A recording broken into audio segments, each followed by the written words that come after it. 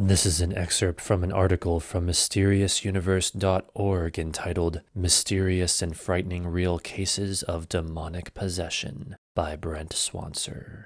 A more recent case of demonic possession occurred in 2008 and was reported in 2012 by board-certified psychiatrist and associate professor of clinical psychiatry at New York Medical College, Dr. Richard E. Gallagher. The strange story revolves around a woman known only as Julia, who originally came forth begging her church to help her with what she claimed was a spiritual possession, and the church went to ask for help from the psychiatric community. While investigating Julia, Gallagher became convinced that there was more going on than mere mental illness or outright fraud. During their conversations, Julia would suddenly respond in voices far different from her own and say things not in character for her, such as obscene language and hateful rants and threats, and showed extreme repulsion to religious items, which seemed to have disturbed the psychiatrist a great deal. Gallagher would later say of these occurrences, quote, "Periodically, in our presence, Julia would go into a trance state of a recurring nature. Mentally troubled individuals often dissociate, but Julia's trances were accompanied by an unusual